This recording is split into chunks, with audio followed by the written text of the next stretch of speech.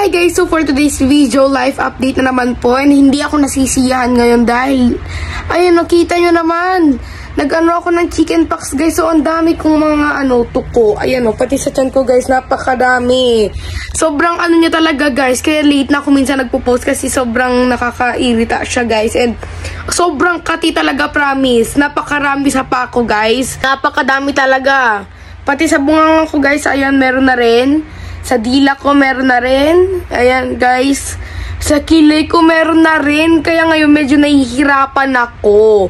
Kaya nga ngayon hindi ako medyo nakakagawa ng video.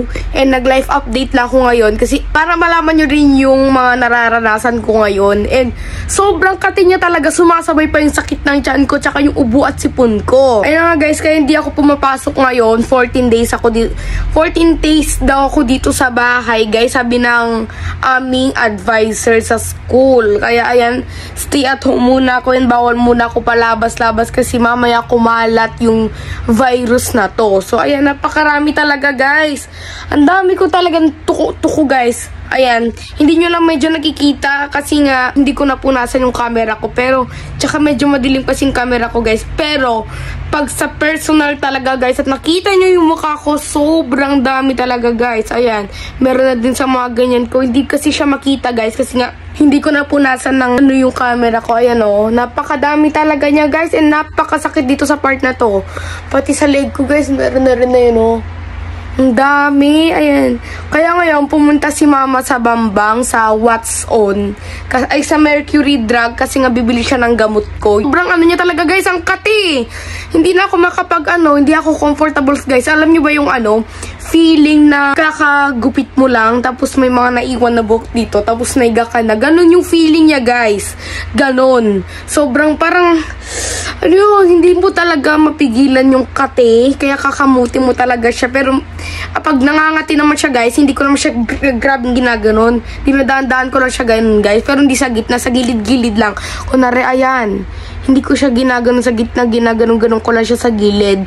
Or, ginaganyan-ganyan ko siya para matanggal lang yung ang kati talaga nung sa likod ko. So, kanina madaling araw guys, hindi talaga ako makatulog. As in. Ayan, nagising pa si mama nung nakatayo akong ganyan. Kasi, sobrang kati talaga hindi ako makatulog. Nagdasal pa ako kanina kasi hindi talaga ako nakatulog ng maayos. Ayan, parang nakatulog lang ata ako ng mga mga 5 hours ganun lang guys. Nakagising ako ng mga bandang 2 o'clock or 3 o'clock hanggang 5 o'clock. Ayan. Tapos yung buhok ko medyo nag-oily siya kasi meron ding chicken pox sa ulo ko guys. Kasi pag mag-chicken pox ka talaga actually nauuna sa ulo tapos sa muka. So ayan, ang sakit talaga. Ang katita, sumasabay pa yung sakit ng tiyan ko. Tsaka yung ko guys, yung lips ko medyo nagdra-dry na rin siya kasi nga hindi na ako masyadong Pero guys, naligo na ako kanina ha. Naligo na ako kanina guys at nagpa-check up na rin kami kanina. Ayan, may binigay sa amin na sabon. Ayan, sabon. Hindi ko alam kung pantanggal ba yun ng or yun talaga yung literally na sabon ng pang chicken pox. So ayun guys, live update lang talaga. Sobrang nahihirapan ako ngayon kasi sobrang kati talaga. Hindi ako makatulog sa madaling araw. Yung ganong type ba guys? Tapos parang may nakastay na buhok sa katawan, ganon. Yung pagbagong gupit. Tapos may buhok na naiwan sa mga katawan na ganyan. Tapos matutulog ka, naramdam mo yung kati. Tapos mabilog pa siyang gano'n na parang patulis. Gano'n siya guys talaga. Hindi ko ma-explain ko anong nararamdaman ko ngayon dahil sobrang kati talaga. Ayan. Marami din dito sa likod ko guys. Napakarami talaga. Aw! Aw! Ko siya guys. Parang naganon ko siya, Nagtutubig siya guys. Aw! Aw! Nagtutubig siya! Aray! Aw!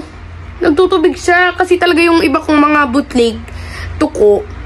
Ayan guys, may tubig siya sa loob. Hindi ko talaga Ayan, ayoko siyang pisitin. Alam mo yon, yung parang pisilin. Ayan, kasi sobrang sakit niya guys. Ginaganyan ko lang siya para matanggal yung mga existing na tubig sa loob. Ayan, ang sakit! Ang kati! Yun ang masasabi ko sa buong chicken pox. Sobrang kati.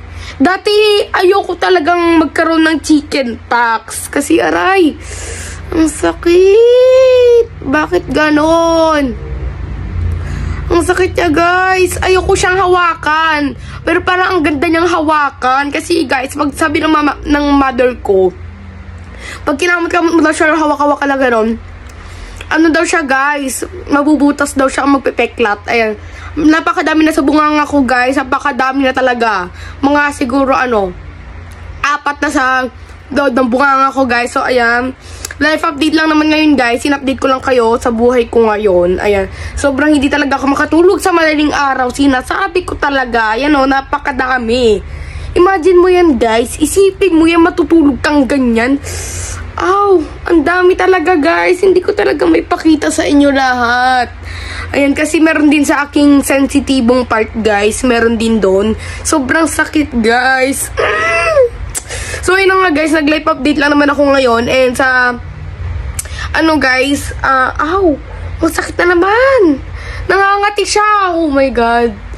So, and guys, baka magre-rest muna ako and hindi muna ako mag-cellphone. Matutulog muna ako, guys, kasi kadalasan parang talaga akong tinatamad. Tinatamad, guys, tapos inaantok. Ayan, meron pa dyan, guys, may tubig din siya sa loob, guys. Ayan, di ko alam kung bakit. Ayan, guys, dito nang tatapos ang aking video.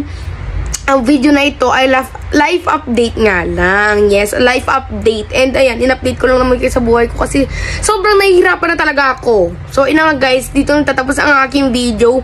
Maraming salamat sa panonood. And guys, meron na rin pala, tinubuan na rin ako dito sa lips ko, guys. Ang sakit niya, guys, pag ginaganon ko siya, nalalasan ko yung tubig-tubig niya, guys. Kaya iniiwasan ko talaga, kaya nagdra-dry siya, guys, kasi hindi ko siya